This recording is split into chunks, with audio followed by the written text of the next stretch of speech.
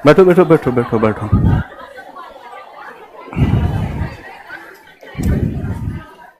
हमारी पेन कहाँ है? पेन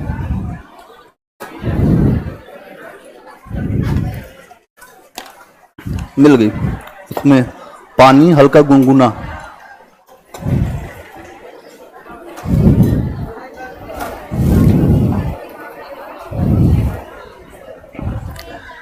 अरे भाई, इसलिए उसके जो सिक्के पे चित्र मिलता है क्योंकि नहपान हारा था, उसी के सिक्के पर अपना चित्र लगवाया।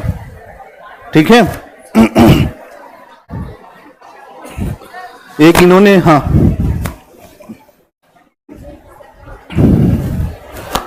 प्रारंभिक चैत्र गृह क्या है? सिक्कों का जखीरा।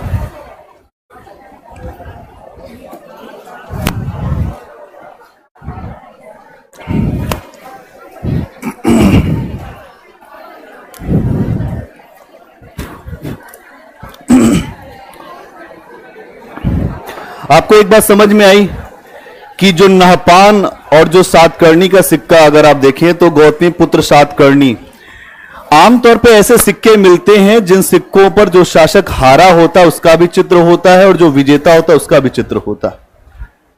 उन सिक्कों से ही पता चलता है कि कौन विजेता है और कौन जीता है ना, जो हारा है। तो इससे और कोई इसमें समस्या नहीं है। तो नहपान का चित्र इसलिए बिना है कि हारे हुए व्यक्ति की भी जानकारी मिले। प्रारंभिक चैत्य क्या है? चैत्य आपको बताया कि जहां बुद्ध के अवशेष थे उन अवशेषों को घेर कर चैत्य बनाया गया। और विहार क्या है? वहां आसपास जो बौद्ध भिक्षु रहते थे वो विहार है। सिक्कों का जखीरा क्या होता है? जय हिंद जय हिंद। जहां पे सिक्के बहुत सारे मिले उसको जखीरा कहते हैं, है ना। अगर आपने जमीन पर खेती किया, वहां आपको जो सोने का सिक्का मिल गया ढेर सारा, उसको क्या कहेंगे? जखीरा।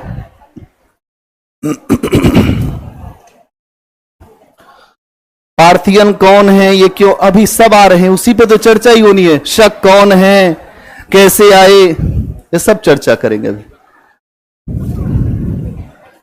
उसी पे ही चर्चा होनी है। आहार संस्कृति, आहार पे बताया था। आहार संस्कृति कहां है? राजस्थान में।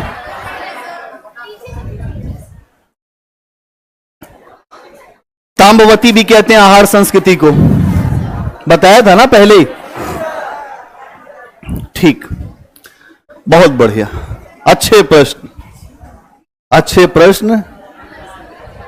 और ये प्रश्न ये सूचना देते हैं कि आप सब अवेयर बहुत हैं और बहुत बढ़िया है। कोई कह रहा है सर रेगुलर क्लास लीजिए विदाउट ब्रेक। ऐसा है, महात्मा गांधी जब ब्रेक लेते हैं तो हम भी ब्रेक लेंगे। संघर्ष विराम संघर्ष, ऊर्जा को इकट्ठा भी तो करना पड़ता है। खाने वाले को मजा ही ना आए और जो बनाने वाला बनाए जा रहा है, बनाए जा रहा है। हमारी क्लास सुबह 9:30 बजे से चल रही है। वहां दिल्ली में भी ऑनलाइन क्लास रहती है, फिर एक क्लास 11 से 12 रहती है, फिर आपकी क्लास रहती है, फिर अभी आया हूं। क्या आपको समझ में आ रहा है कितने घंटे क्लास हो गई? आप अपने स्वाद में हैं।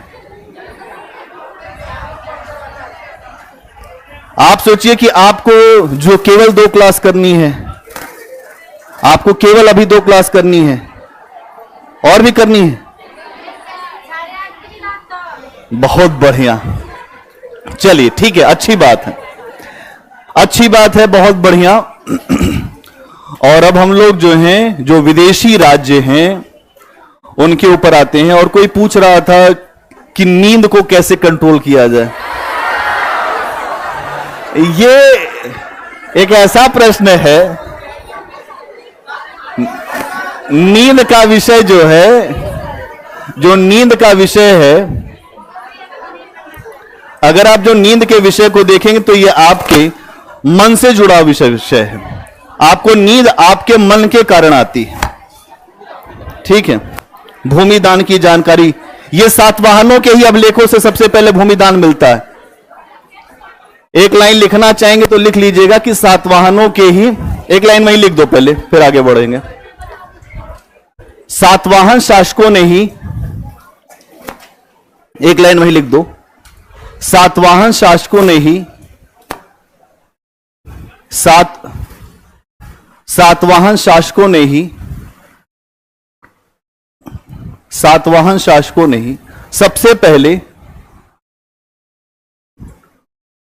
ब्राह्मणों को भूमि दान देना शुरू किया। सातवाहन शासकों ने ही सबसे पहले ब्राह्मणों को भूमि दान देना शुरू किया। ब्राह्मणों को भूमि दान देना शुरू किया। बस अब आ जाइए जो विदेशी राज्य हैं और हाँ, अच्छा नींद वाला, अच्छा ठीक है, सुन लीजिए बहुत इसका मनोवैज्ञानिक उत्तर है। नींद हमें आती क्यों है?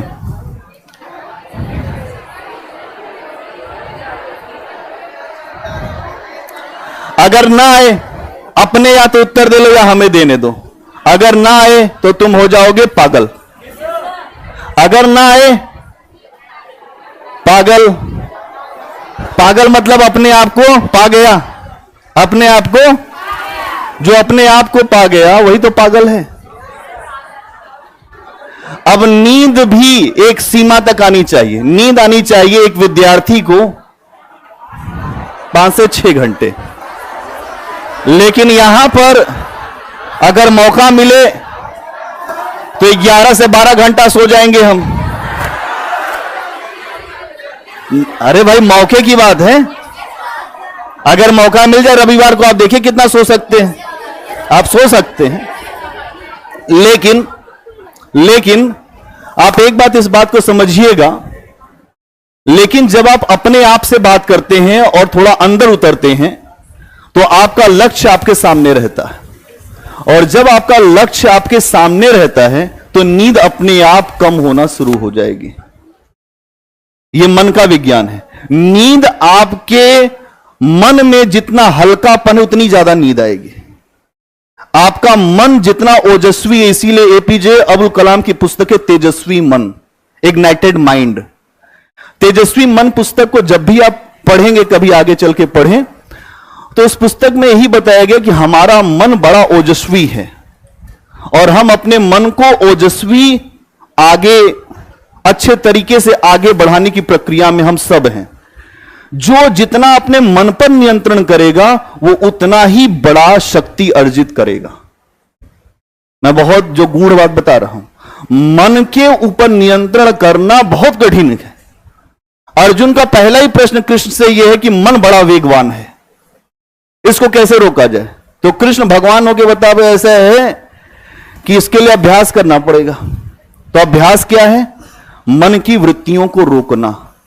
अभी आपको मन कभी अमेरिका ले जाएगा, कभी सिनेमा हॉल में बिठा देगा, कभी आपको और कहीं बिठा देगा। यहां बैठे हैं फिर कहीं और चले जाएंगे उड़ के। मन ही बेचैन करके रखा है। हर कहानी, हर दवा मन के वजह से है। अगर कोई अपराध भी करता है तो अपने मन के वजह से ही करता है। अगर कोई देवता भी बनता है तो अपने मन के वजह से। मन का सारा खेल है। कबीरदास ने कहा कि ये मन सबको भरमाया, इस मन ने ही सबको भरमाया है। मन का जो निरोध करेगा वही बुद्ध बन जाएगा, वही महावीर बन जाएगा, वही कबीर बन जाएगा और वही मीरा बन जाएगा, है ना। और एक संत हुई है अरब में राबिया, वही राबिया बन जाएगा। एक जो जैनियों में भी संत हुई है मल्लीनाथ, उनको बाद में पुरुष बता दिया लेकिन वो एक महिला संत हैं, मल्लीनाथ। आप समझिएगा कि बहुत सारी महिला संत भी हुई हैं भारत में, लेकिन चूंकि महिलाओं के ऊपर बड़ी बाध्यताएं लाद दी गई हैं कि यहां नहीं जाना है, यहां नहीं जाना है, ये नहीं करना है, ये भी तुमको नहीं करना है, तो सारा काम आपको करना है। फिर जब आपको ही करना है तो समस्या। अब यहां समझिए कि नींद का हमारे मन से बहुत लेना देना है। अगर मन पर काम हो गया, अपने आप आपकी नींद खुलने लगेगी। आप हाई स्कूल में रहे होंगे, इंटर में रहे होंगे, अपने आप नींद खुल जाती नहीं? खुलती थी ना? नहीं तो मम्मी पापा कहते रहे होंगे कि उठ जाओ भैया, अभी इस बार हाई स्कूल है। अपने आप नींद खुल जाती थी 3:30 बजे ही। अब मम्मी पीछे पड़ी होंगी कि बेटा पानी पी लो या बेटिया पानी पी लो, पेपर देना है। जब आपके ऊपर आपका मन दबाव देने लगे अपने से, आपको सफल होने से कोई रोक नहीं सकता। मैं आपको बता रहा हूं कि कोई सफलता के लिए अलग से प्रयास नहीं होता है। सफलता आपके मन से जुड़ा हुआ है। जिसके मन में जो रहता है वही सामने आता है। आपके मन में खराब है और आप अच्छे हो जाए, ये हो ही नहीं सकता। मन के साथ यही है कि आपका मन बेहतर है तो आप अच्छा करेंगे, और बेहतर नहीं है तो आप नहीं कर पाएंगे। अब आ जाइए अपने टॉपिक पे, जो विदेशी राज्य हैं उसके ऊपर। हो गई बात? हो गई ना? चलिए,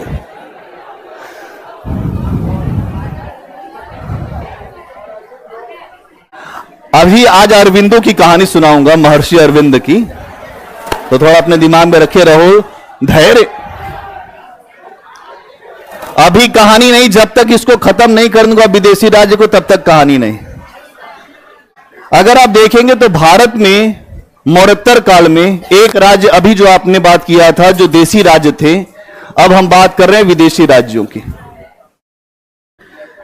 ये जो बोतल वोतल वाले हैं, ये लोग एकदम बोतल सोतल नहीं गिरना चाहिए अब।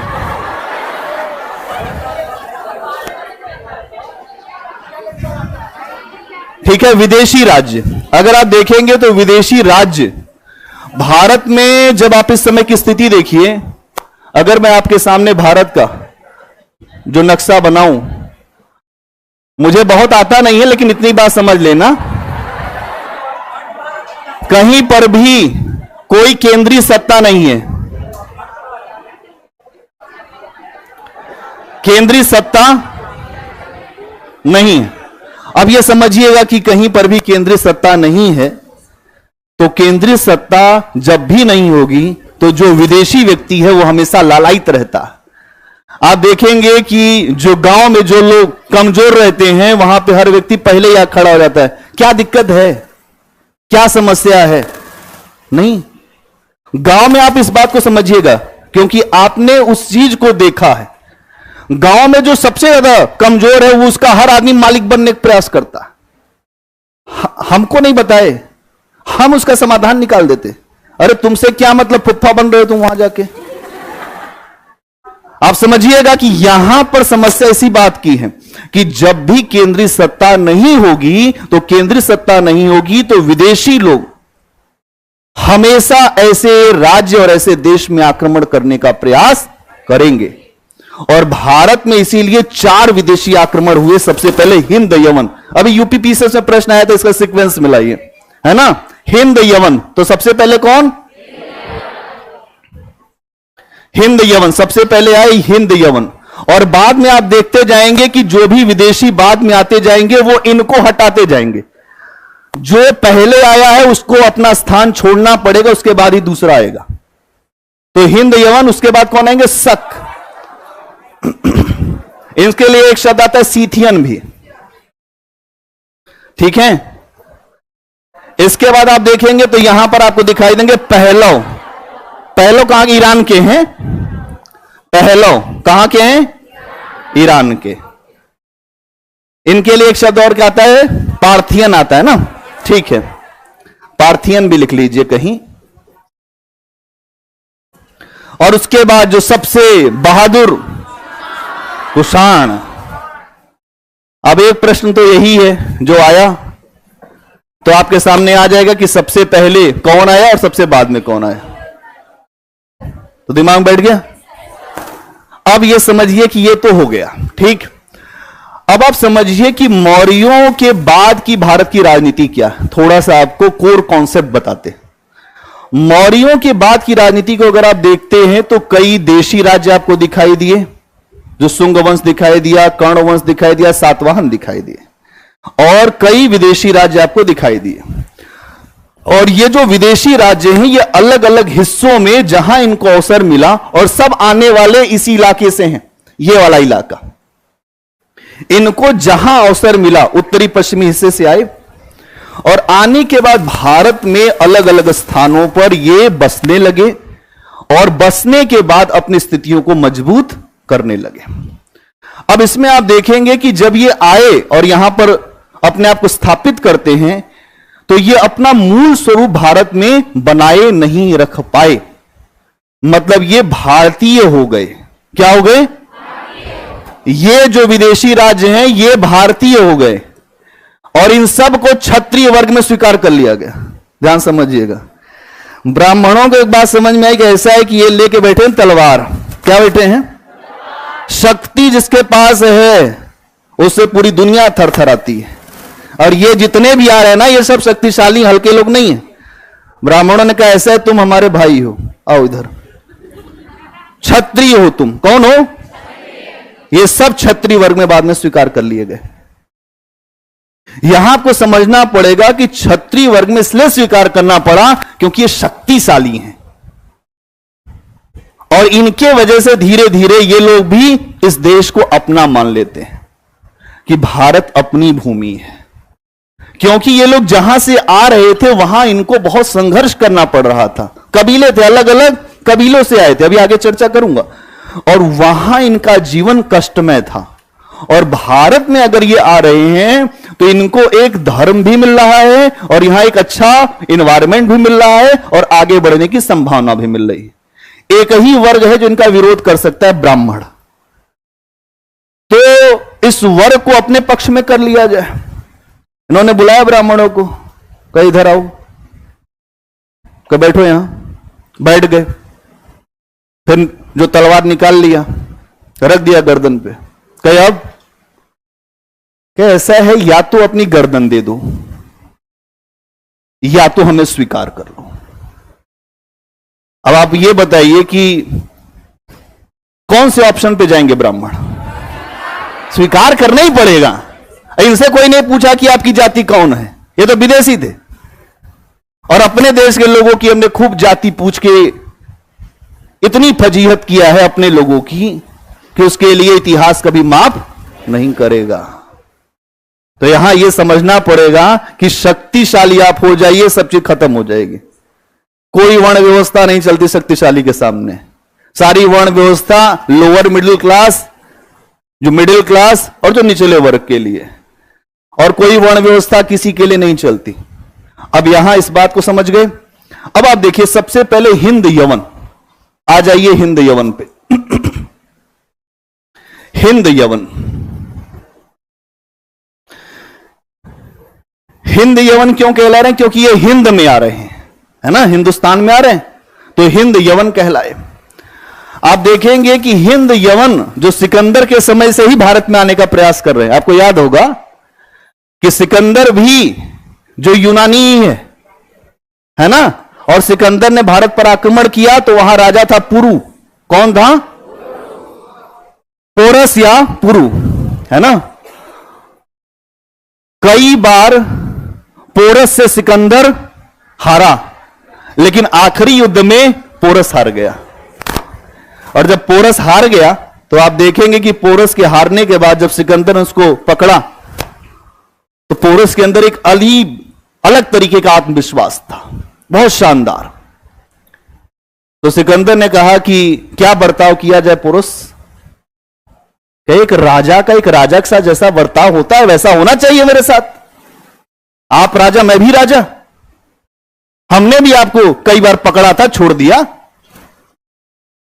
सिकंदर की हालत खराब हो गई कि भारत में ऐसे शासक हैं। क्योंकि भारत में अगर आप देखें कि पृथ्वीराज चौहान ने मोहम्मद घोरी को छोड़ दिया था एक युद्ध में, बाद में वो उसने मार दिया उसको। यहां पर आदर्श रहा है कि अगर कोई निहत्था है, हथियार नहीं चलाएंगे। अगर कोई महिला है, मतलब ये सारे चीजों को आपको ये पूरा लब्बो-लुआब समझना पड़ेगा कि क्या मामला है। मामला यही है यहां पर कि पोरस जब हारा तो सिकंदर इसकी योग्यता से बहुत ज्यादा प्रभावित हुआ और इसको अपना इधर का इलाका देकर वापस चला गया और बीच में रास्ते में उसकी मृत्यु हो गई। सब पता है आपको कहानी। उस समय आप देखते हैं कि बहुत ज्यादा इनका प्रभाव नहीं पड़ा। इसके बीच में आप जानते हैं कि चंद्रगुप्त मौर्य के समय में आक्रमण करने का प्रयास किया जो सेल्यूकस ने, लेकिन वो भी हार गया, अपनी पुत्री का विवाह कर दिया। अब ये बहुत समय तक, अगर आपको याद होगा, मैंने आपको कहानी बताई थी, ये रिश्तेदार लोग हैं। ये कौन है? ये रिश्तेदार हैं। अब अपने ही रिश्तेदारी में आक्रमण करने आए हैं। इन्होंने बेटी की शादी किया था यहां पे, हेलिना यहीं पे आई थी चंद्रगुप्त मौर्य के यहां, है ना। अब समझना पड़ेगा कि रिश्तेदारी का जो है, रिश्तेदारी में भी मामला बड़ा गड़बड़ है। जब कोई रिश्तेदार कमजोर हो जाता है तो दूसरा रिश्तेदार हावी होने का प्रयास करता है। ये सब होता है। अगर कोई एक अच्छी गाड़ी खरीद ले तो पूरे रिश्तेदारी में घुमा के दिखा, देखिए गाड़ी लाए हैं आज, नहीं, ये सब किया जाता है। अब आप देखते हैं कि हिंद यवन शासक जब देखते हैं कि मौर्य कमजोर हो गए, मौर्य है नहीं, उत्तरवर्ती मौर्यों में कोई शक्ति नहीं है, तो इन्होंने कहा कि अब हमला करेंगे। अब ये बैठे हुए हैं बैक्ट्रिया में। कहां बैठे हुए हैं? बैक्ट्रिया में बैठे हुए हैं। अब यहां से इन्होंने हमला करना शुरू किया और हमला करते करते करते करते 30 यवन शासकों के आक्रमण भारत में हुए। कितने? 30 यवन शासक। 30 यवन शासकों के आक्रमण भारत में आपको दिखाई देंगे। 30 यवन शासकों के आक्रमण होते हैं। इसमें आप देखेंगे कि कुछ अलग अलग शासकों के नाम जो महत्वपूर्ण है उस पर हम जा रहे हैं। एक तो है यूथिडेमस। कौन है? यूथिडेमस। यूथिडेमस है ना, जो यूथिडेमस। इसके अलावा एक शासक आपको दिखाई देगा डेमेट्रियस। कौन? डेमेट्रियस। एक शासक आपको दिखाई देगा मिनांडर। एक शासक आपको दिखाई देगा मिनांडर। ये इतने शासकों की आपको, ये जो महत्वपूर्ण शासक हैं हिंद यूनानी शासकों में, और इसमें सबसे ऊपर है डेमेट्रियस। कौन है? डेमेट्रियस। ये नंबर 1 पे आएगा। क्यों आएगा? क्योंकि इसी ने अपनी जो राजधानी सियालकोट को बनाया था। शाकल। किसको बनाया था? सियालकोट, जिसका नाम शाकल। ये क्या है? राजधानी है। क्या है? राजधानी। राजधानी वही बना सकता है जिसके अंदर कुछ हिम्मत उम्मत होगी। हर आदमी राजधानी नहीं बना सकता। अब ये राजधानी बना रहा। इसके अलावा आप देखेंगे कि ये पहला ऐसा हिंद यवन शासक है जिसने सिंधु नदी को पार किया और भारत के आंतरिक हिस्सों में पहुंच गया। आप देखेंगे कि ये चित्तौड़ तक पहुंच गया था। कहां तक? चित्तौड़ तक आ गया था। सिंधु नदी को पार करने वाला पहला शासक है ये। सिंधु नदी को पार करने वाला पहला शासक कौन है? कौन है? डेमेट्रियस। ठीक है। अब आप देखेंगे इसको आपने देख लिया। आगे आप देखेंगे कि इसके बारे में बहुत सारी सूचनाएं हमको मिलती हैं। कुछ लोग ये कहते हैं इसका नाम जो है मिलिंद नाम भी इसको कुछ लोगों ने दिया है। इसका नाम मिलिंद भी दिया गया है। कहीं कहीं मिलिंद भी इसका नाम मिलता है। मिलिंद। और यहीं से आप देखेंगे कि मिलिंद पन्हो। कौन है? मिलिंद पन्हो। अब मिलिंद पन्हो क्या मामला है? ये नागसेन नाम का बौद्ध भिक्षु है, उसकी और इसकी बातचीत है। जो मिनांडर, अब यहां पे जो मिलिंद, अब देखो इसके बारे में जो सूचना मिलती है उसका नाम मिलता है मिलिंद। अब ये है कि ये है। अब यहां समझना है कि जो मिनांडर पे भी आता है और इसका नाम है मिलिंद। अब ये जो मिलिंद पन्नो है उस पुस्तक का नाम जो मिनांडर नहीं है। अब यहां समझना पड़ेगा कि मिलिंद पन्नो नाम की जो पुस्तक है उसमें एक बात यह हो सकती है कि ये वही मिलिंद हो, लेकिन इसमें यह मानते हैं कि मिनांडर का है। ठीक। दो बातें यहां पर सामने रखनी है, आपको कंफ्यूजन नहीं होना चाहिए। मिलिंद पन्नो पुस्तक है, इसका एक नाम मिलिंद भी मिलता है डेमेट्रियस का। ठीक। इतनी बात यही समझ लीजिए। इसके अलावा आपको एक बात यह समझनी पड़ेगी कि इनके आने से भारत पर क्या प्रभाव पड़ा। क्योंकि कोई आए और हमारे ऊपर असर डाल दे तो उसके बात को हम मानेंगे, और अगर कोई असर ही नहीं पड़ा तो हम कोई बात स्वीकार नहीं कर सकते। सबसे पहली बात कि भारत में जो हमारी जो ज्योतिष की परंपरा थी, उस परंपरा में दो परंपराएं हमने रोमन से लिया है, एक रोमक और दूसरा पोलिश। अब यहां समझिएगा कि इनके आने से भारत पर प्रभाव, इसमें अगर हम देखें ज्योतिष के क्षेत्र में, ज्योतिष में भारत में 5 विद्याएं हैं। कितनी विद्याएं हैं? 5 विद्याएं हैं, जिसमें से जो 2 विद्या हमने लिया है कहां से? रोमक और पोलिश। रोमक और पोलिश ये कहां से लिया है? हिंद यूनानियों से। किससे? हिंद यूनानी। अब इसका मतलब कि जो भारतीय विद्याएं कौन सी हैं? वशिष्ठ, पितामह। एक तो भारत में ज्योतिष की विद्याएं क्या है? वशिष्ठ, पितामह, और एक है सूर्य। एक है सूर्य। क्या है? सूर्य। अब इसके अलावा हमने 2 और ले लिया, रोमक और पोलिश। अब आपको समझ में आया, ज्योतिष में भारत में 5 क्षेत्र हैं, 3 भारतीय और 2 यूनानी। 3 भारतीय और 2, 3 भारतीय और 2। एक बार नाम पढ़ के बताओ।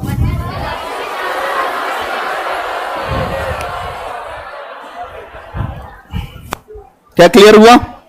क्या क्लियर हुआ? अब दूसरी बात, अब यहां पे इस बात को समझिएगा कि ये पहले ऐसे शासक हैं जिन्होंने भारत में सोने के सिक्के चलाए, जिस पर तिथि है, लेख है और राजाओं के चित्र हैं। तिथि है, लेख है और राजाओं के चित्र हैं। राजाओं के चित्र हैं। पहले शासक ये हैं कि जिनके जो सिक्कों पर सब कुछ आपको मिलेगा। सिक्कों पर आपको सब कुछ मिलेगा, तिथि, लेख, है ना, और राजाओं के चित्र। इनके आपको सिक्के अलग अलग धातुओं के मिलेंगे, सोना, चांदी, तांबा, सीसा, सब चीज। सोना, चांदी, तांबा, सीसा, हर तरीके के सिक्के मिल रहे हैं। इसके अलावा आप देखेंगे कि भारत में अभी जो नाटकों का मंचन होता है, पर्दा लगता है ना, उसको कहते हैं यवनिका। क्या कहते हैं? यवनिका। ये जो नाटकों में आया, ये भी इन्हीं के प्रभाव से आया। भारतीय नाटकों में यवनिका शब्द जो है उसका मतलब होता है पर्दा। ये भी हमने हिंद यूनानियों से ये परंपरा सीखी है। क्या क्लियर है? यहां पर आप इस तरह की चीजों को देख रहे हैं तो आपको यह समझ में आना चाहिए कि हिंद यूनानी शासकों का भारत के ऊपर बहुत बेहतर असर रहा है ना। कुछ बातें नोट करिए, फिर आगे बढ़ेंगे।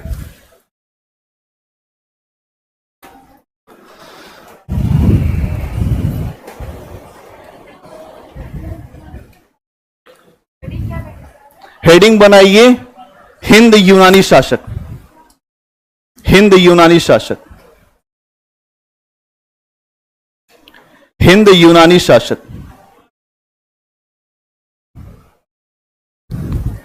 हिंद यूनानी शासक।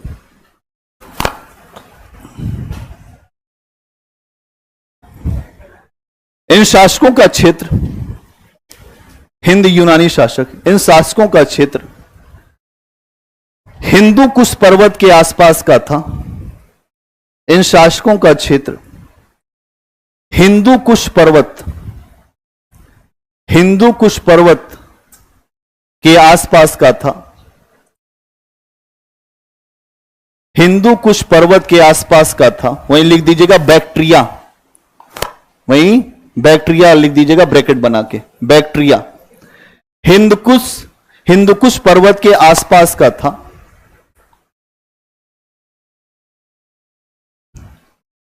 यह शासक भारत में, यह शासक भारत में 2 चरणों में आए हैं। ये शासक भारत में 2 चरणों में आए हैं। 2 चरणों में आए हैं।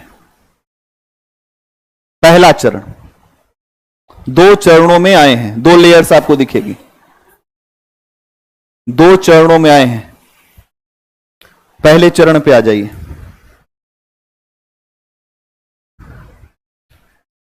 पहले चरण में सबसे महत्वपूर्ण शासक पहले चरण में सबसे महत्वपूर्ण शासक डेमेट्रियस था। डेमेट्रियस कहीं लिखा नहीं लिखा? पहले चरण में सबसे महत्वपूर्ण शासक डेमेट्रियस था, जिसने 183 ईसा पूर्व में 183 ईसा पूर्व में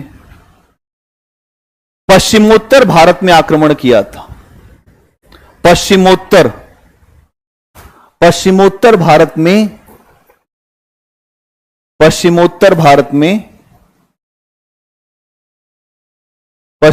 भारत में आक्रमण किया था और भारत के अंदरूनी हिस्सों तक पहुंच गया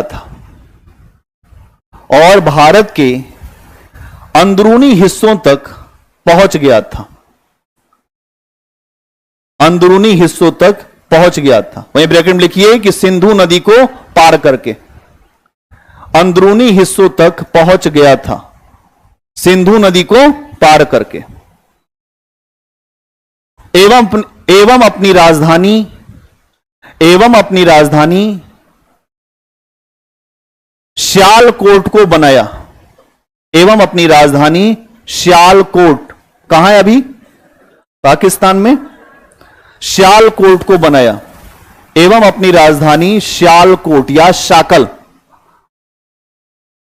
शाकल या श्यालकोट, अपनी राजधानी शाकल या श्यालकोट को बनाया।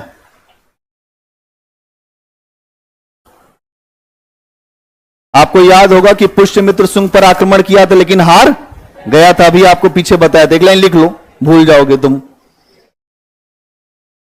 इसने पुष्यमित्र शुंग पर आक्रमण किया था। पुष्यमित्र शुंग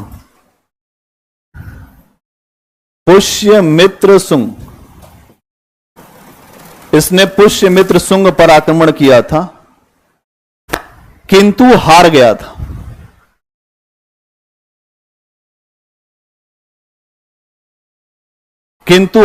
था। अगला पॉइंट, इस वंश में अगला शासक मिनांडर बना।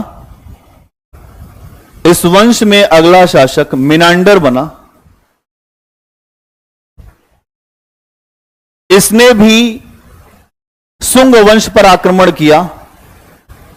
इस वंश का अगला शासक मिनांडर बना। कौन बना? मिनांडर बना। अगला शासक मिनांडर बना, किंतु यह भी शुंग वंश से हार गया। अग्निमित्र ही सबको हरा रहा है, इसके जो पीछे आपने लिखा हुआ है, लेकिन यह भी शुंग वंश से हार गया।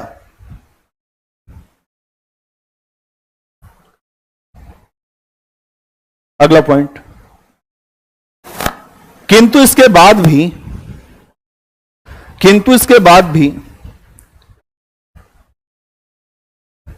यह भारतीय धर्म और दर्शन से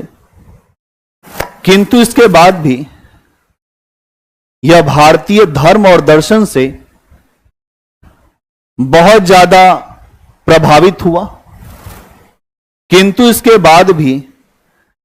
यह भारतीय धर्म और दर्शन से बहुत ज्यादा प्रभावित हुआ और इसने बौद्ध धर्म को अपना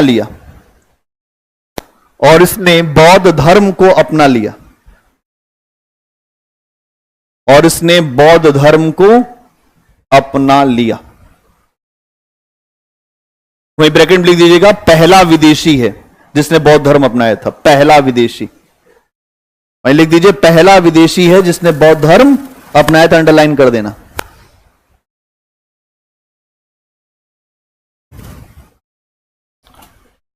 अगला पॉइंट, नागसेन की पुस्तक मिलिंद पन्नों में नागसेन की पुस्तक मिलिंद पन्नों में, मिलिंद पन्नों में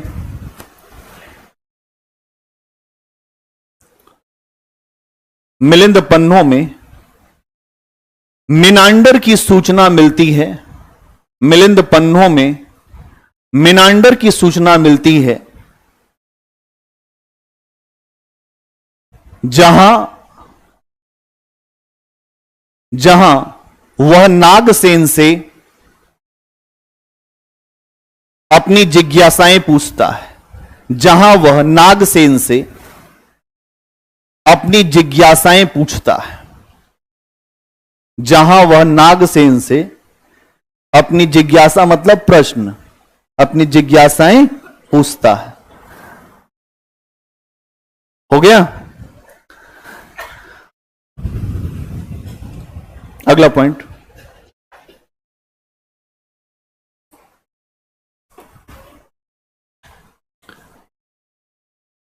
इनके सिक्कों पर, इनके सिक्कों पर हमें पहली बार तिथि, इनके सिक्कों पर हमें पहली बार तिथि, चित्र, इनके सिक्कों पर पहली बार हमें तिथि, चित्र आदि प्राप्त होते हैं, आदि प्राप्त होते हैं। सबसे पहले, अगला पॉइंट, सबसे पहले मिनांडर ने ही सोने का सिक्का चलवाया था। सबसे पहले मिनांडर ने ही सोने का सिक्का चलवाया था, सोने का सिक्का चलवाया था। इसके अधिकतर सिक्के गुजरात के भड़ौच से मिलते हैं। इसके अधिकतर सिक्के गुजरात के भड़ौच, यह बंदरगाह भी था। इसके अधिकतर सिक्के गुजरात के भड़ौच से मिलते हैं। कहां से मिलते हैं? भड़ौच से मिलते हैं। कहां से? भड़ौच से।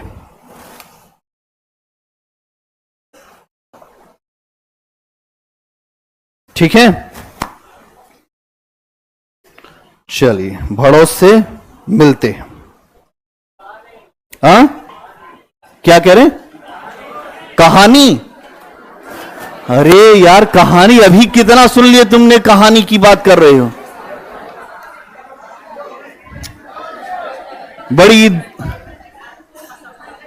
कहानी अभी सुनेंगे, कहानी अभी सुनेंगे। कहानी है बहुत, लेकिन ये अपना सिलेबस, हमें इसको भी थोड़ा करना है। कहानी भी सुना देंगे, ठीक है। अगर आप इस बात को समझिएगा तो यहां पर जो मिनांडर है, अगर आप देखेंगे तो यूनानी आर्ट, हेलेनिस्टिक आर्ट, जिसको गांधार कला कहते हैं, वो भी इन्हीं के आने के बाद शुरू हुई, है ना। अगर आप देखते हैं तो जो गांधार कला है वो भी इन्हीं के आने के बाद शुरू हुई। थक गए हैं क्या? थक गए हैं?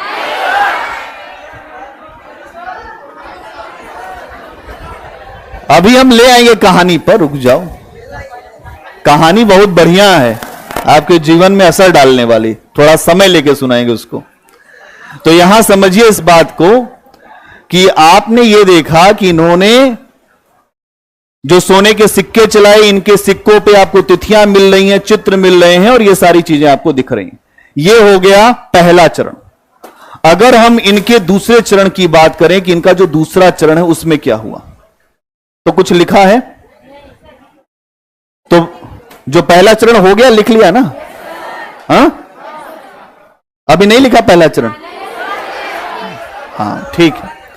अब हेडिंग बनाई दूसरा चरण। दूसरा चरण,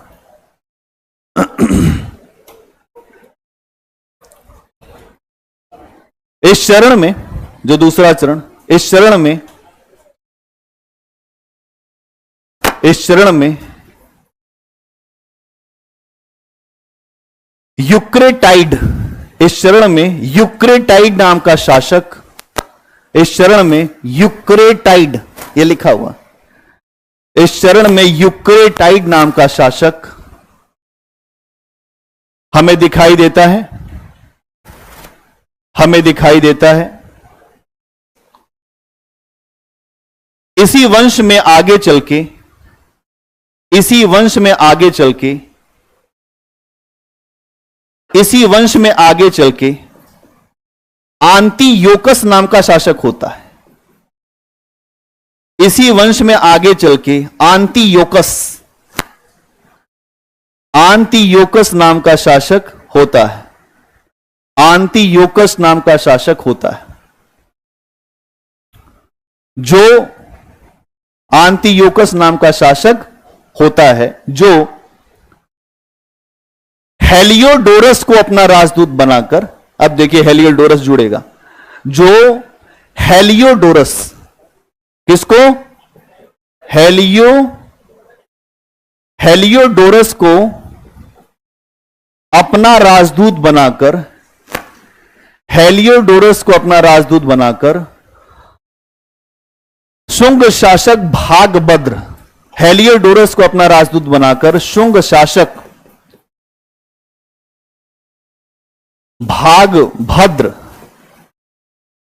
भागभद्र के दरबार में भेजता है। ये नवा शासक है ना, भागभद्र के दरबार में भेजता है, भागभद्र के दरबार में भेजता है। क्यों भेजता है? मित्रवत संबंध के लिए, कि हमारी मित्रता बन जाए, इसके लिए भेजता है। अगला पॉइंट बनाइए। हेलियोडोरस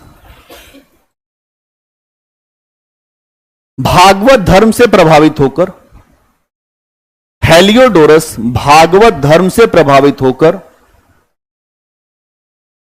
इसे अपना धर्म मान लेता है। हेलियोडोरस भागवत धर्म से प्रभावित होकर इसे अपना धर्म मान लेता है और इसी के सम्मान में, और इसी के सम्मान में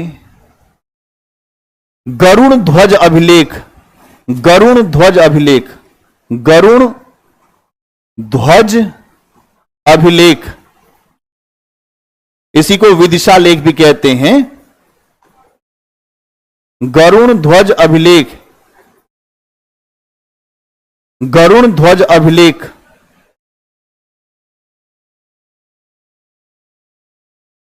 गरुण ध्वज अभिलेख लगवाता है, गरुण ध्वज अभिलेख लगवाता है, लगवाता है या स्थापित कराता है, स्थापित कराता है। हो गया।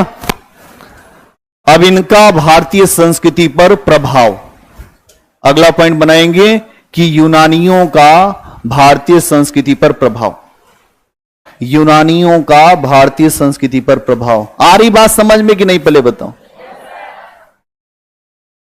कि जो हिंद यूनानी हैं, इनका भारतीय संस्कृति पर प्रभाव।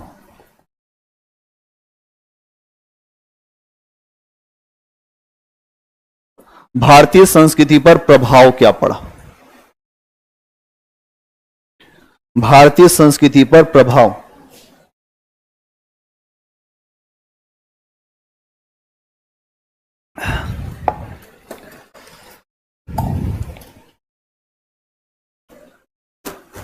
क्या प्रभाव पड़ा? अभी बताया था। तो पहला पॉइंट बनाइए। इन शासकों के द्वारा, इन शासकों के द्वारा भारत में, इन शासकों के द्वारा भारत में कई प्रकार के सिक्के चलाए गए। इन शासकों के द्वारा भारत में कई प्रकार के सिक्के चलाए गए, जिसमें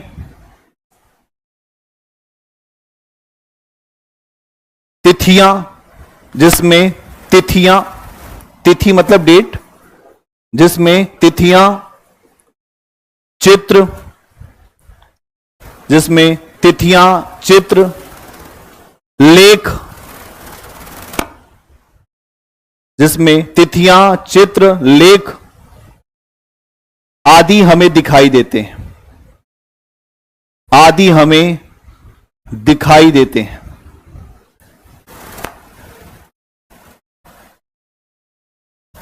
आदि हमें दिखाई देते हैं। अगला पॉइंट, भारत में पहली बार लेख युक्त सोने के सिक्के, भारत में पहली बार लेख युक्त सोने के सिक्के इनके द्वारा चलाया गया, लेख युक्त सोने के सिक्के इनके द्वारा चलाया गया, जिसको ड्रम कहते हैं, जिसको ड्रम, देखिए लिखा है यहां ड्रम, दिख रहा है ड्रम, जिसको ड्रम कहते हैं, जिसको ड्रम कहते हैं। अगला पॉइंट, यूनानियों ने भारत में ज्योतिष ज्ञान को और बेहतर किया। यूनानियों ने भारत में ज्योतिष ज्ञान, हर आदमी ज्योतिषी से मिलना चाहता है कि अपना भविष्य जान ले। यूनानियों ने भारत में ज्योतिष ज्ञान को और बेहतर किया। भारतीय ज्योतिष के 5 सिद्धांतों में से, भारतीय ज्योतिष के, यूनानियों ने भारत में ज्योतिष ज्ञान को और बेहतर किया। भारतीय ज्योतिष के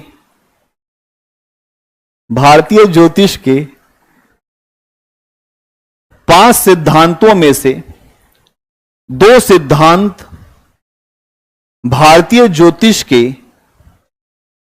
5 सिद्धांतों में से 2 सिद्धांत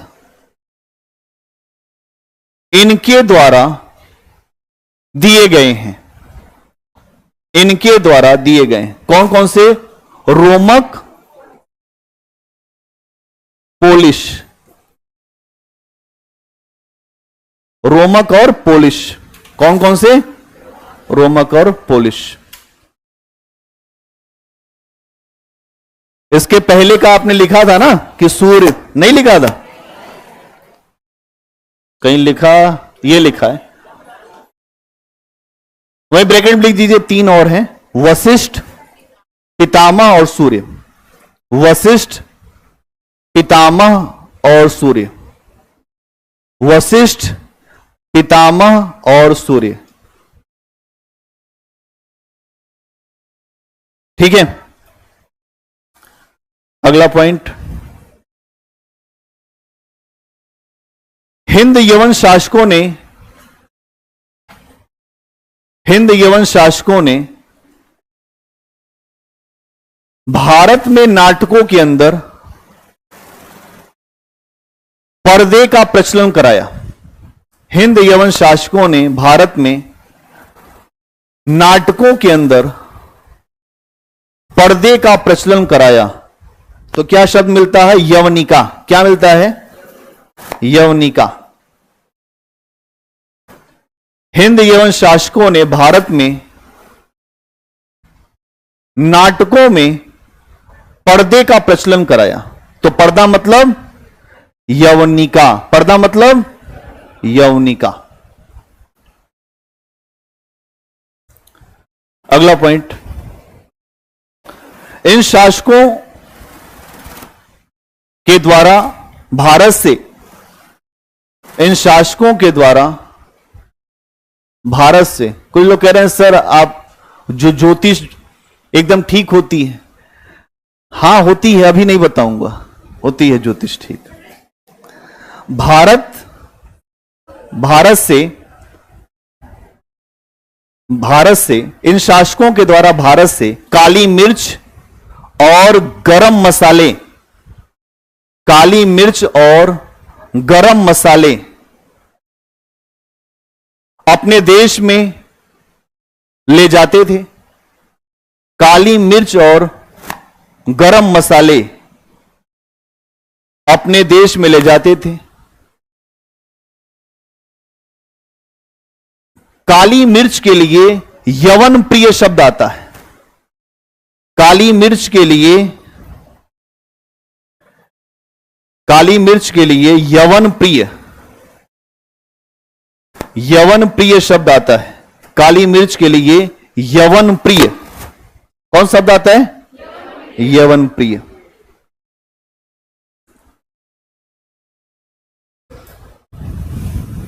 अगला पॉइंट, इन शासकों के आने से रोमन कला का प्रभाव भारतीय कला के ऊपर पड़ा। इन शासकों के आने से रोमन कला का प्रभाव भारतीय कला के ऊपर पड़ा, जिसे हेलेनिस्टिक कला कहते हैं या गांधार कला। अब आपके सामने एग्जाम में हेलेनिस्टिक लिख के आ जाएगा तो आपका दिमाग उड़ जाएगा। हेलेनिस्टिक क्या है? गांधार कला है। इसे हेलेनिस्टिक कला भी कहते हैं। हेलेनिस्टिक कला में अगर आप देखेंगे तो जो बुद्ध की मूर्तियां बनाई गई हैं यूनान के देवता अपोलोस के समान, और अगर आप देखेंगे तो यहां पर वो सौम्यता नहीं दिखती है बुद्ध में। बुद्ध जैसे हैं, जिसने उनको देखा होगा वही बना पाएगा। और जो मथुरा में जो मूर्तियां बुद्ध की मिलती हैं वो लगता है कि हां कि भारतीय बुद्ध हैं। अब जैसे यूनान में या जो इस कला में जो बुद्ध की मूर्तियां बनी हैं उसमें अलग तरीके के बुद्ध दिखते हैं। आभा मंडल है पीछे, है ना, होलो बोलते हैं, होलो से, होलो मतलब होलो ही बोलते हैं। आभा मंडल जो बड़े लोग होते हैं उनके पीछे आभा मंडल बन जाता है। और सामान्य और असामान्य की यात्रा है। हर व्यक्ति के अंदर असामान्य व्यक्ति भी है और जो सामान्य भी है। आप चाहें तो बहुत नीचे गिर सकते हैं, आप चाहें तो बहुत ऊपर उठ सकते हैं। अब कहानी सुन लीजिए। कहानी है अरविंद घोष की। अरविंद घोष कैसे महर्षि अरविंद बन गए, आज इसे थोड़ा समझने का प्रयास करेंगे। अरविंद घोष को अगर आप देखेंगे तो बहुत पढ़े लिखे व्यक्ति हैं। अरविंद घोष इंग्लैंड से पढ़ के आए हैं और कई भाषाओं के जानकार हैं। ये लैटिन भी जानते हैं, फ्रेंच भी जानते हैं, अंग्रेजी भी जानते हैं। और जब भारत आए तो 1905 में बंगाल का विभाजन हो गया, आप सबको पता है ना। मैं थोड़ा सा आपको फैक्चुअल नहीं बताने वाला हूं, बंगाल का विभाजन इनके व्यक्तित्व के लिए ही समझा रहा हूं कि बंगाल का विभाजन हुआ। अरविंद घोष यहां आए तो अरविंद घोष को समझ में आया कि एक रास्ता तो यह है कि मैं आराम से जीऊं।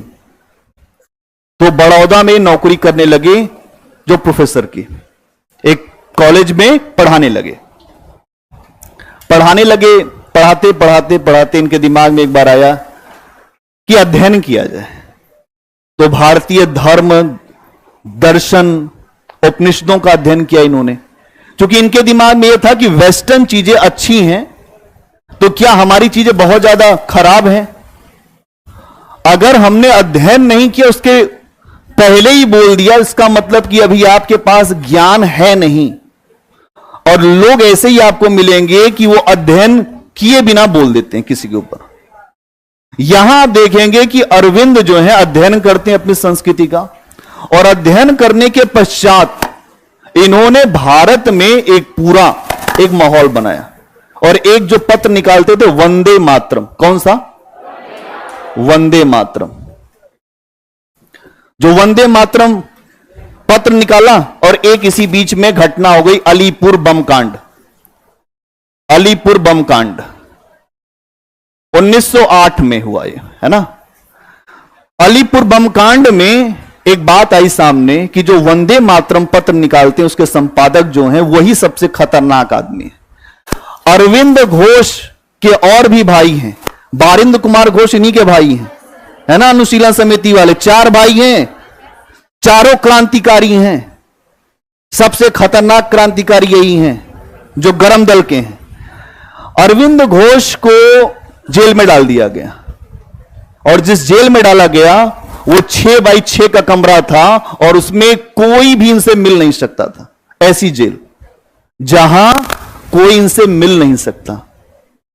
और ये इसलिए किया जाता है कि व्यक्ति या तो पागल हो जाए या तो उसको ऐसी स्थितियों में आ जाए कि वो अपने जीवन में कुछ ना कर पाए।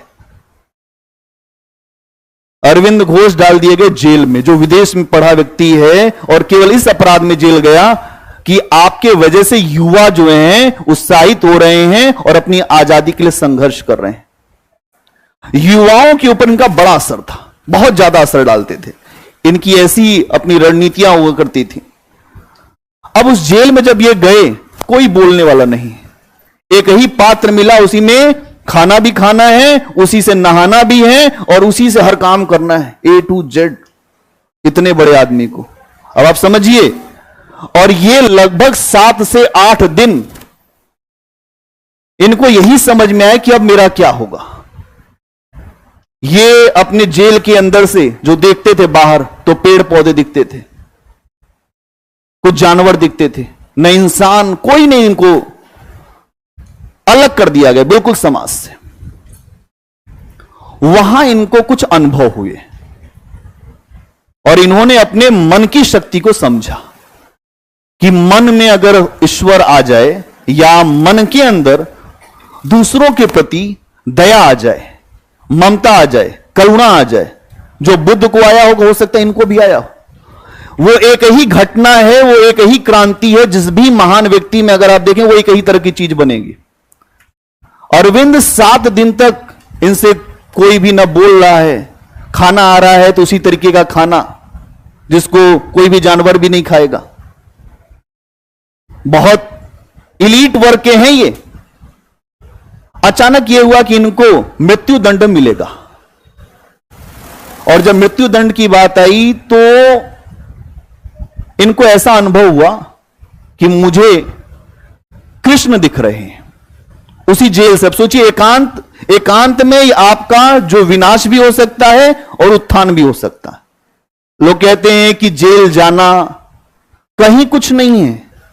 अगर जो व्यक्ति अपने भीतर उतर गया वो बहुत बड़ा निर्माण कर देगा। और अपने भीतर नहीं उतरा, अपने भीतर उतरना सबसे कठिन काम है। जब अपने भीतर उतरने की बात करते हैं आपकी हालत खराब हो जाएगी। आंख बंद करके देख लीजिए, आप जितने आपके जीवन के कर्म हैं वो आपके सामने खड़े हो जाएंगे। ऐसे वो आपको आंख ही नहीं बंद करने देंगे। अरविंद के साथ यही हुआ।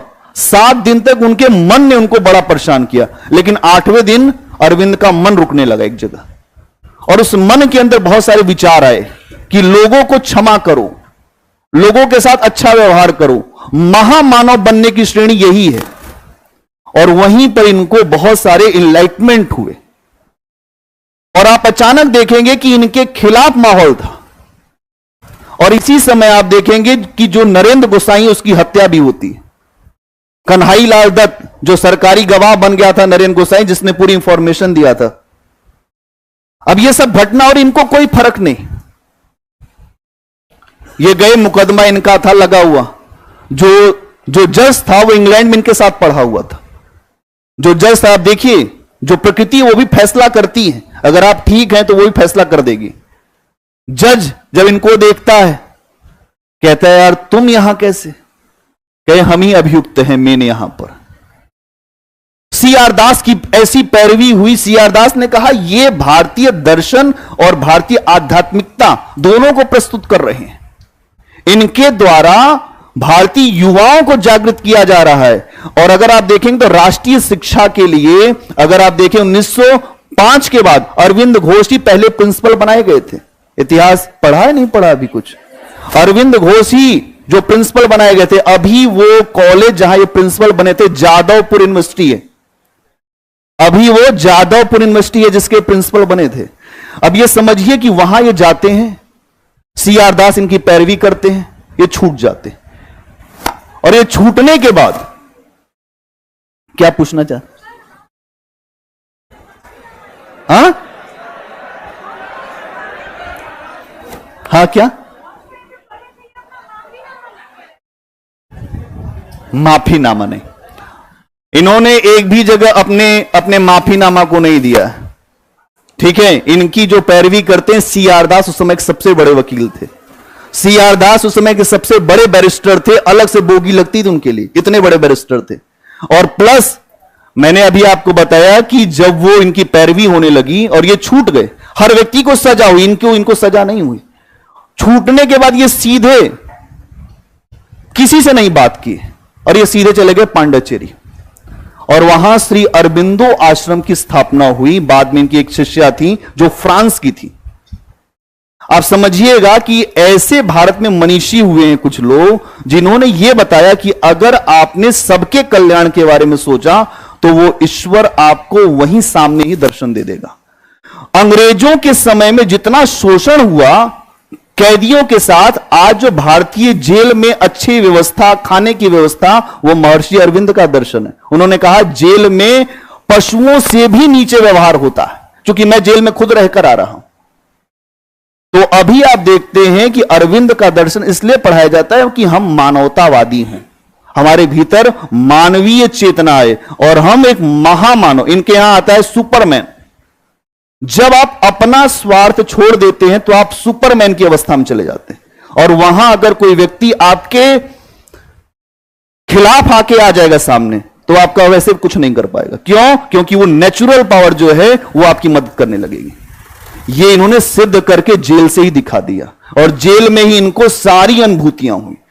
तो महर्षि अरविंद जो एक बहुत ज्यादा, अगर आप देखें, ये गरम दल के नेता थे और अचानक इनके जीवन में बदलाव आ गया, और आज पूरे विश्व की मानवता को इनका दर्शन पढ़ना चाहिए। और आपके जो प्रशासनिक सेवा में इनका दर्शन लगा हुआ है, आईएएस में तो पूरा दर्शन लगा हुआ है। क्यों? ये एक महान व्यक्ति कैसे बने? अंग्रेजों के द्वारा जब इनके साथ अत्याचार किया गया तो अत्याचार से इन्होंने समझा कि सभी में एक ही ईश्वर है, पेड़, पक्षी, पशु, सब में एक ही समान है। और इन्होंने कहा ईश्वर सब जगह है, मुझे सबके अंदर दिखता। और ये केवल ऊपर से नहीं बोल रहे हैं, कई दिन मौन रहने के बाद बोला। अब यही बात बुद्ध भी बोलते। अगर आप एक बार इंटरलिंकिंग मिटाएंगे ना, आपको समझ में आएगा कि जो जो बातें महान लोगों ने बोली है वो बहुत पहले भी उसी तरह से बोली गई है। क्या आपको बात समझ में आई? अरविंद से सीखने की यह प्रक्रिया है कि अगर हम अपने भीतर मौन हो गए तो हमें वो कुछ मिल जाएगा जिसकी हमने कभी कल्पना भी नहीं किया है। अंदर की शक्ति जिसके पास नहीं, उसको कोई बाहरी शक्ति मोटिवेट नहीं कर सकता। आप लोग कहते हैं मोटिवेशन, वो वाला मोटिवेशन स्पीच सुन लिया, कुछ नहीं होगा। आपके भीतर से कितना मोटिवेशन है, उससे ही सब कुछ होने वाला है। यह कहानी समझ में आई? आपके लिए कुछ थी समझने लायक? अरविंद हैं, महर्षि अरविंद जो हैं मानवता की प्रेरणा देते हैं, धर्म दर्शन की बात करते हैं, और ये कहते हैं मानव के लिए धर्म होता है और इंसानियत से बड़ा कोई धर्म नहीं है। तो यहां इस बात को हमें समझना होगा। अब आ जाइए शक वंश पर। तो कहानी सुन लिया? नहीं मजा आई? मजा नहीं है, इस तरह कहानी आप नहीं सुनना चाहते हैं।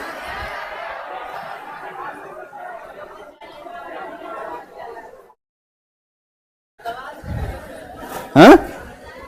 शकवंश, शकवंश,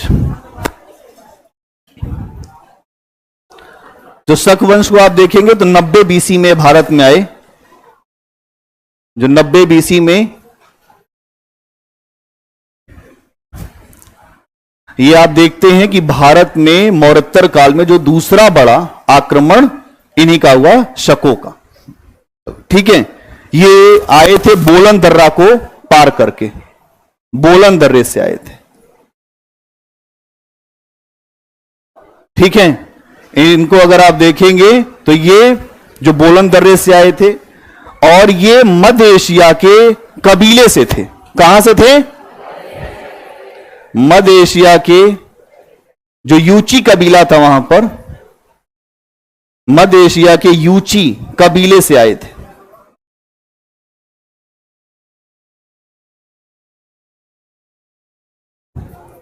मध्य एशिया के यूची कबीले से आए थे।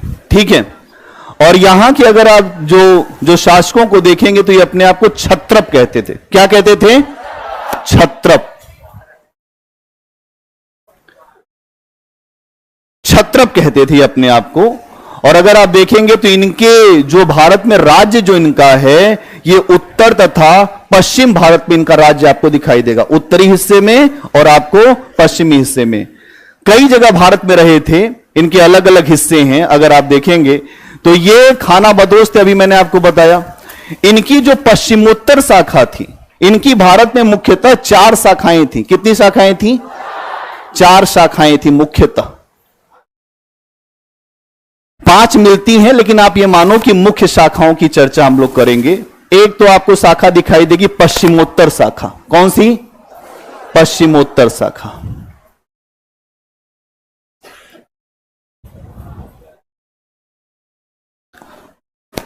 पांच शाखा कोई लिखना चाहता है तो लिख सकता है, कोई जगह नहीं है। 5 जगह में वो आकर बसे थे, कांधार में, तक्षशिला में, मथुरा में। लेकिन जो मैं आपको बता रहा हूं ऐसे समझ लो।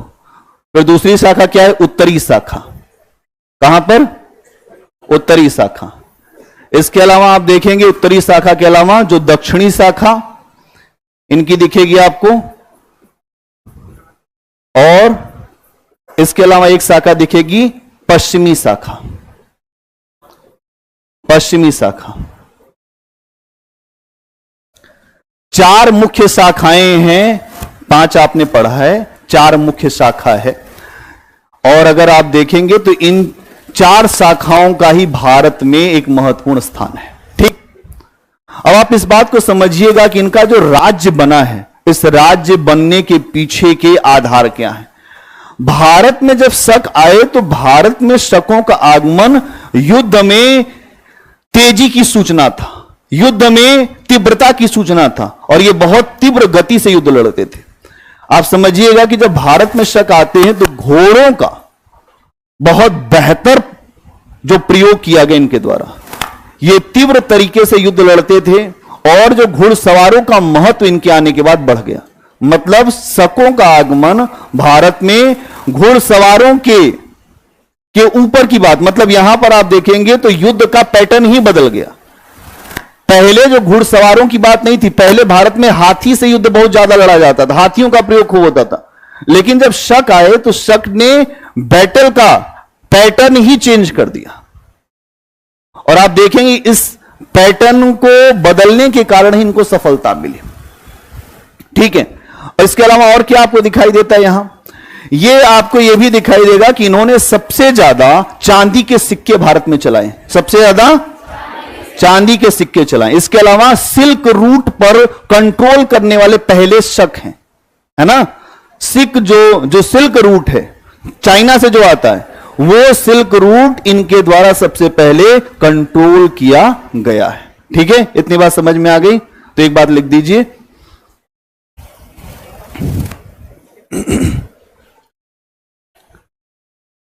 कहां तक लिखा था?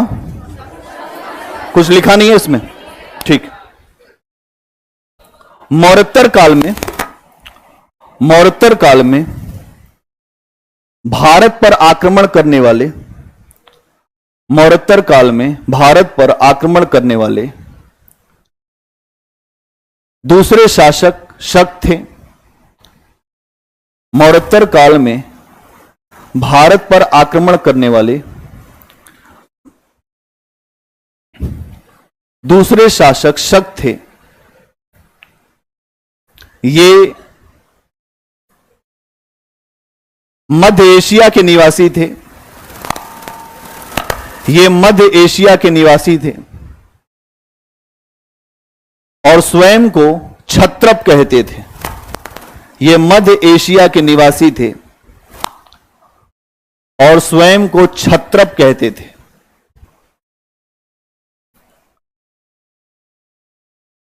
भारत में इनकी अपने को क्षत्रप कहते थे। भारत में इनकी 5 शाखाएं दिखाई देती हैं। भारत में इनकी 5 शाखाएं दिखाई देती हैं। कांधार, भारत में इनकी 5 शाखाएं दिखाई देती हैं। कांधार, तक्षशिला, कांधार, तक्षशिला, मथुरा,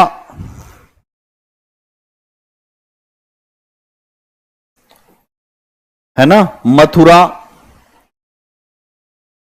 उज्जैन,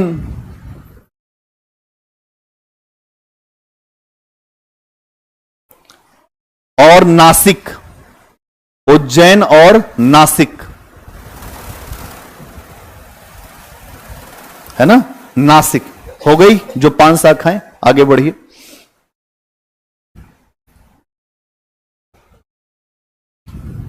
ठीक है,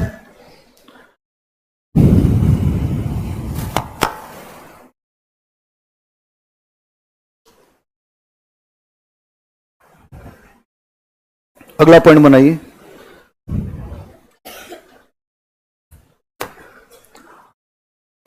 तक्षशिला में शक वंश की स्थापना, तक्षशिला में शक वंश की स्थापना माउस नाम के शासक के द्वारा की गई थी। माउस मतलब चूहा।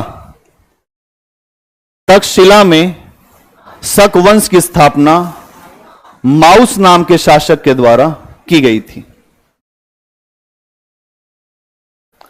माउस नाम के शासक के द्वारा की गई थी। माउस, ये लिखा हुआ है यार, माउस नाम के शासक के द्वारा की गई थी। वहीं मथुरा में इनके राज्य की स्थापना, वहीं मथुरा में इनके राज्य की स्थापना राजुल नाम के शासक ने की थी। ये अलग अलग इनकी शाखाएं हैं, फैक्चुअल लिखते चले जाओ। राजुल नाम के शासक के द्वारा की गई थी। राजुल। मथुरा में इनके वंश की स्थापना राजुल नाम के शासक ने किया था।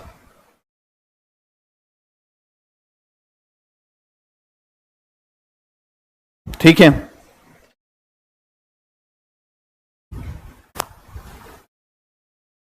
अगला पॉइंट।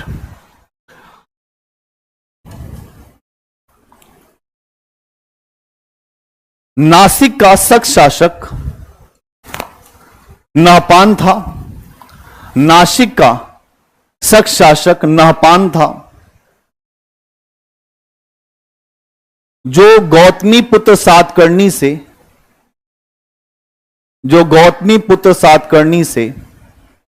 पराजित हुआ था। जो गौतमी पुत्र सातकर्णी से पराजित हुआ था। ठीक है, नासिक का शक शासक नहपान था, जो गौतमी पुत्र सातकर्णी से पराजित हुआ था। ठीक है, आगे बढ़ते हैं। सब फैक्ट है, फैक्ट ही फैक्ट।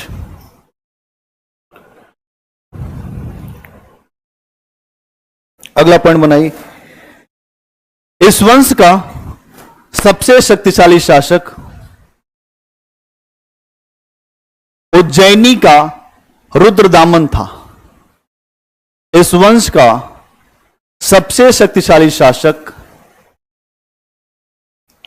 उज्जैनी का रुद्रदामन था। कौन था? रुद्रदामन था, जिसने सातवाहन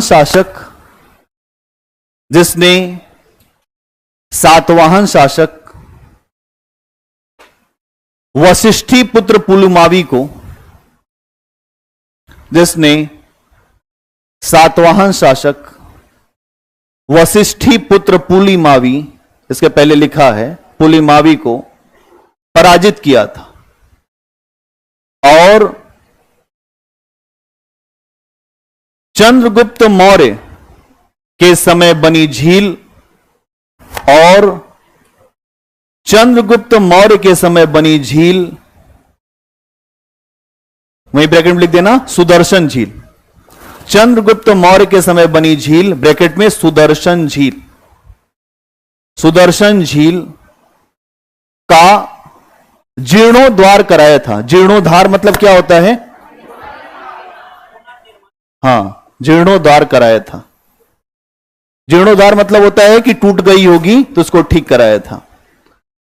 तो यहां आपको समझना पड़ेगा कि इसको जो सुधार करने वाले अशोक ने भी ठीक कराया था, इसने भी ठीक कराया, और बाद में जो गुप्तों के समय में भी इसको ठीक कराया गया, स्कंदगुप्त के समय में, है ना। कई शासकों के द्वारा जो सुदर्शन झील का जीर्णोद्धार कराया गया था। क्या क्लियर है इतनी बात? चलिए अगला वंश बनाइए, पहलव। पहलव वंश कौन? अरे अभी कहां? मजाक नहीं भाई, पहलव। हेडिंग बनाओ अगली, पहलव। जाने नहीं देंगे।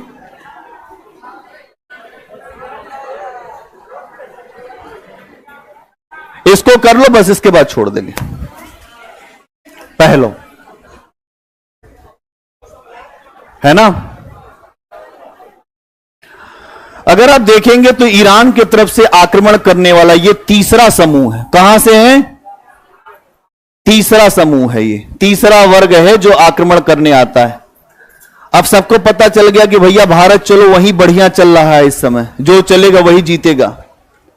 ईरानियों को भी लगा। अगर आप देखें आगे चल के जो नादिर शाह आता है मुगलों के समय में, जब मोहम्मद शाह बैठा है गद्दी पर, मोहम्मद शाह को नादिर शाह ने कहा ऐसा है कि तुम लड़ना चाहते हो? मोहम्मद शाह ने कहा नहीं, हम नहीं लड़ेंगे। क्या चाहिए तुमको? उसने कहा कि पहले तो तख्ते ताउस दो जिस पे तुम बैठते हो। जो व्यक्ति अपनी गद्दी छोड़ सकता है जिस पे वो बैठता है, तो उसके जीने का कोई मतलब नहीं। अपने सम्मान के साथ समझौता जिस व्यक्ति ने कर लिया, वो अपने जीवन में कभी आगे नहीं बढ़ पाएगा। इसलिए अपने सम्मान के साथ समझौता नहीं करना है। आत्मविश्वास क्या है और अभिमान क्या है? आत्मविश्वास का मतलब यह है कि हमारा सम्मान जो बना रहे। अभिमान क्या है? केवल हमारा सम्मान बना रहे। अभिमान में और आत्मविश्वास में बहुत पतली रेखा है। रामत्व का मतलब यह है कि आपके पास शक्ति होने के बाद मर्यादा है, और जो रावण है वो ब्राह्मण होके भी उसके पास नहीं कुछ है।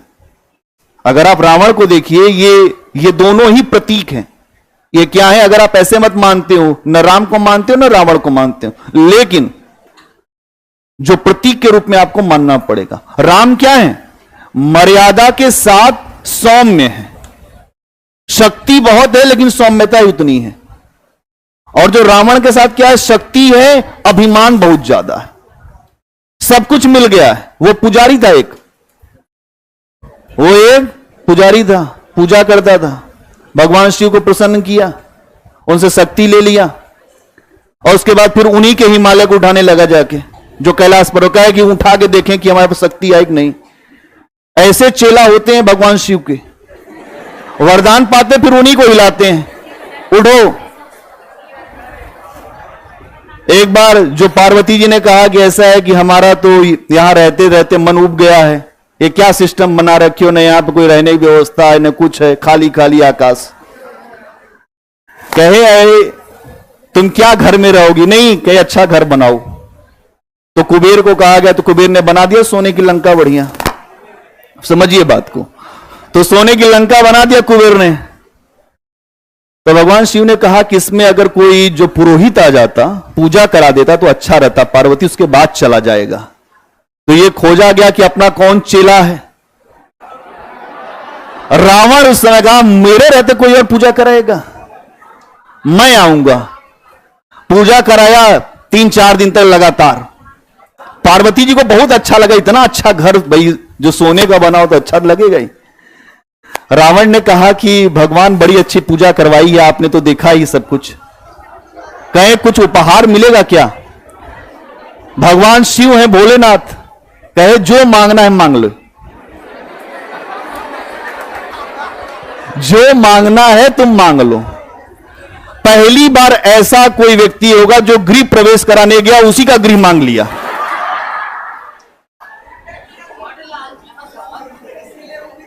ऐसा कहा कि ये वाला घर बहुत अच्छा है, आप तो बड़े आदमी दूसरा ही बना लेंगे, अपने को दे देते। तो ब्राह्मण स्वभाव, लालची स्वभाव था, ले लिए। और फिर आप जानते हैं कि उसके बाद क्या हुआ?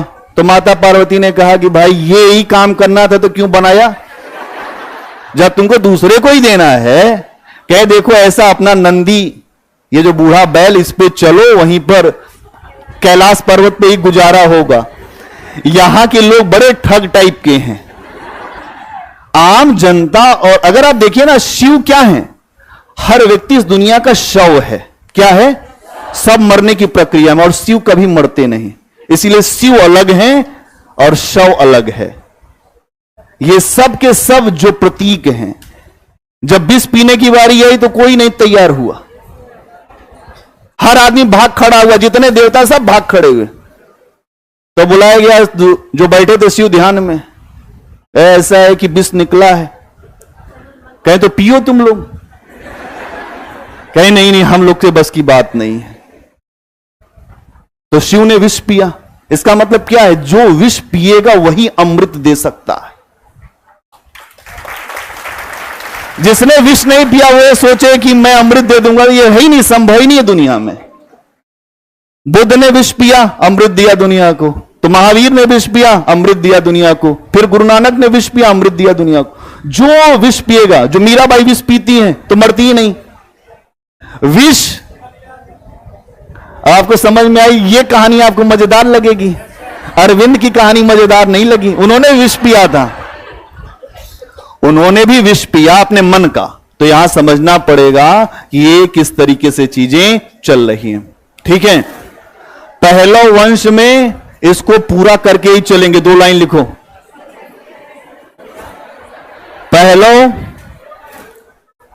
पहलो ईरान के तरफ से भारत में आक्रमण करने वाला, पहलो ईरान के तरफ से भारत में आक्रमण करने वाला तीसरा समूह था जिसने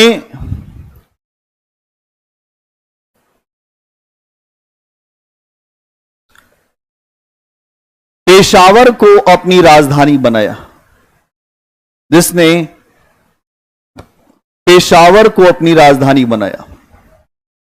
पेशावर को अपनी राजधानी बनाया। उसका नाम मिलता है पुरुषपुर। क्या मिलता है? पुरुषपुर या पेशावर। पेशावर को अपनी राजधानी बनाकर शासन किया। अगला पॉइंट, इस वंश के शासकों में गोंडो फर्नीस, इस वंश के शासकों में यही महत्वपूर्ण है, गोंडो फर्नीस। इस वंश के शासकों में गोंडो फर्नीस का नाम महत्वपूर्ण है। यह लिखा है, गोंडो फर्नीस का नाम महत्वपूर्ण है, जिसका समय 19 ईस्वी से 45 ईस्वी के बीच है। 19 ईस्वी से, जिसका समय 19 ईस्वी से 45 ईस्वी के बीच है। इसके द्वारा, जिसका समय 19 ईस्वी से 45 ईस्वी के बीच है, जिसका समय 19 ईस्वी से 45 ईस्वी के बीच है, इसके द्वारा तख्त ए बाही अभिलेख लिखवाया गया। यह महत्वपूर्ण है, इंपॉर्टेंट कर देना। तख्त ए बाही, इसके द्वारा तख्त ए बाही लिख रहा हूं यहीं पे, तख्त ए बाही अभिलेख खरोष्ठी लिपि में, तख्त ए बाही अभिलेख खरोष्ठी लिपि में लिखवाया गया। तख्त ए बाही अभिलेख खरोष्ठी लिपि में लिखवाया गया, है ना, लिखवाया गया। अब यह प्रश्न आया हुआ है कि तख्त बाही अबले किसका है ना। इसमें अगला एक लाइन लिखना, इसमें इसका नाम गूदू बहर मिलता है, जो गोंडो फर्नी, इसमें इसका नाम गूदू बहर, इसमें इसका नाम, इस अभिलेख में गूदू बहर मिलता है। गूदू बहर, गूदू क्या नाम मिलता है? हां, गूदू बहर। हां हां, इसका भी राजधानी हो सकता है भैया, है ना, इसकी भी राजधानी हो सकती है, कोई समस्या नहीं। अच्छा है, ठीक, अच्छी बात, ये सब अच्छे प्रश्न हैं। अगला पॉइंट लिखिए इसमें, इसके समय में सेंट थॉमस, ये बड़ा इंपॉर्टेंट पॉइंट है, इसके समय में सेंट थॉमस नाम के ईसाई संत भारत में आए थे। इसके समय में सेंट थॉमस नाम के ईसाई संत भारत में आए थे। सेंट थॉमस के ईसाई संत भारत में आए थे। कहां आए थे? केरल में। कहां आए थे साहब? केरल में, है ना, केरल में आए थे। अब ये कौन है? Saint Thomas. ईसा मसीह के 12 शिष्य हुए, कितने? उसी में है सेंट थॉमस। ईसा मसीह के 12 शिष्यों में से एक शिष्य है सेंट थॉमस। क्या क्लियर है? और ईसा मसीह की जो विद्या है, अभी एक नई रिसर्च आई, उसमें यह बताया गया है कि ईसा जो है अपने निर्वाण के पहले भारत के कश्मीर में रहे हैं। अगर यह बात ठीक हो गई तो इसका मतलब, और यह भी बताया गया उसमें कि बौद्ध परंपरा से वो बहुत ज्यादा प्रेरित थे। बुद्ध के अंदर जो दया है वही ईसा में भी है। अगर यह बात सिद्ध हो गई, वैसे इस बात को सिद्ध होने नहीं देंगे, क्योंकि पूंजीवादी व्यवस्था की जो रीढ़ है ईसाई। यह एक नया रिसर्च है कि अपने आखिरी समय में ईसा जो है कश्मीर में थे। ईसा मुक्त व्यक्ति थे और वो हमेशा घूमते रहते थे, और भारत की बौद्ध परंपरा से ईसा बहुत ज्यादा प्रभावित थे। इस रिसर्च को अगर माना गया कभी भविष्य में, तो इसका मतलब यह होगा ईसाइयत की भी मूल भारत से ही है। क्या कुछ बात समझ में आई? क्या बताया मैंने? नहीं समझ में आया? भूखे हैं आप लोगों को अब कुछ समझ में नहीं आ रहा है। चलिए, बहुत बढ़िया आज के